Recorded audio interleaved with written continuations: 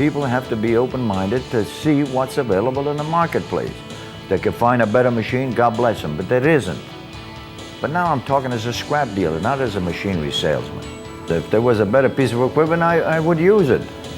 But that's not the case. We give them all the assistance in the world. It's just like a big family, really, and we service our people, and we don't overcharge them.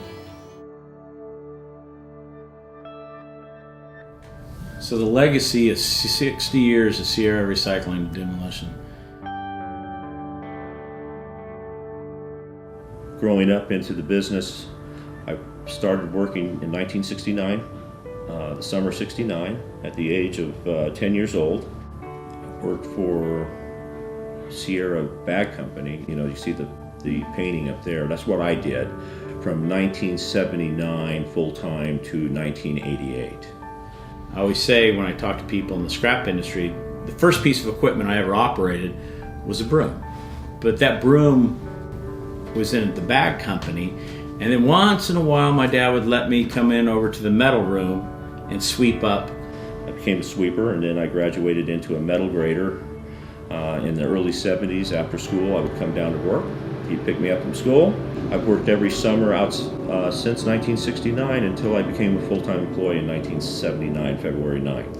But for the most part, as a kid growing up, it was always the bag company, and then until I got out of college. And then when I got out of college in 1984, the scrap company had become probably the more profitable part of the business.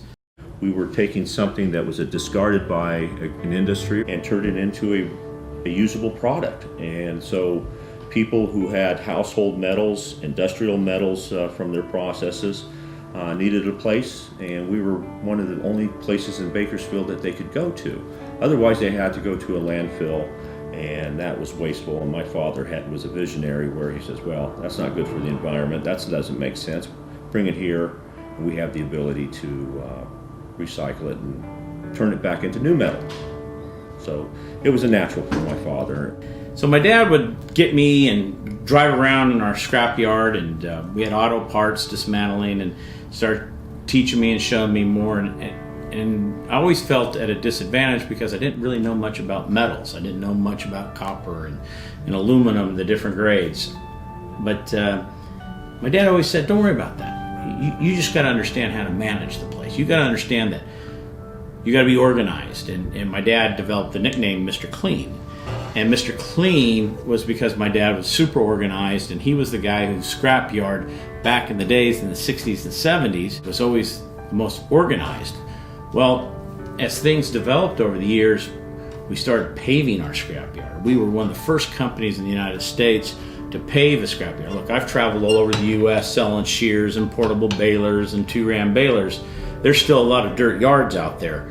And all these years later, I mean, we are the state-of-the-art scrapyard with stormwater recovery. We don't have any dirt. You know, back to his nickname of Mr. Clean, it clearly shows. I have many customers who come to Sierra throughout the year, and you always kind of get the same thing. Like, wow, this is one of the cleanest scrapyards I've ever been in. I go, well, that's my dad's legacy. To continue what my father's vision was, is always to be efficient. He couldn't stand someone picking up a piece of metal and putting it in a piece of equipment that took a long time and was ineffective to process. So he was always looking for a better mousetrap to process scrap. So again, Sierra Recycling was blessed to have Sierra International, and using Sierra International technology to develop our processes to be a more efficient, more profitable company, and more safe. So my father's vision was always to improve the process with equipment.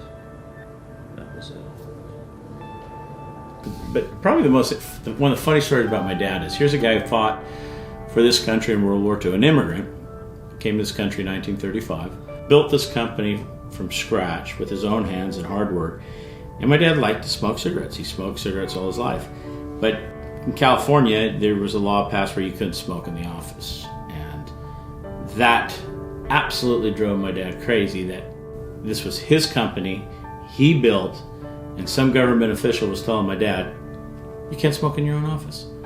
So that drove my dad to go outside to smoke. And so we got him a golf cart.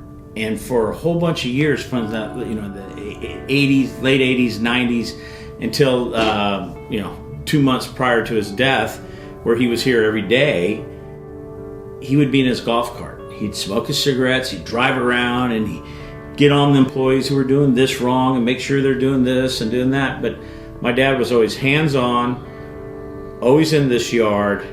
Dad was a world traveler. He introduced us to traveling the world and living abroad in Italy, as well as traveling throughout the world, which opened up opportunities to create markets for Sierra Recycling and now Sierra International, which are a worldwide company.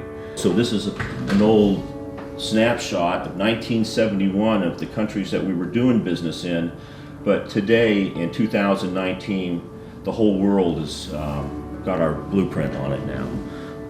And that was my father's vision, to be worldwide, just not regional, and not just in one country in Europe or one country in Africa or Asia. He wanted this to be in every country. Here at Sierra is basically based on my father's visions. We're second generation. There's many scrap yards who are third, fourth, and even fifth generations who are out there today, and they understand this, what it is to be a generational business. And you take the best of what you learn from the people before you, and you apply it, and you do the best you can. And I think that's the success of Sierra. We have a great team, but it's all based on my father's, his vision. Always wanting to develop better equipment, have the most efficient equipment. But that's the vision of my father of how he wanted us to be. The most efficient, clean, organized yard. And that's really what creates the success we have here at Sierra today.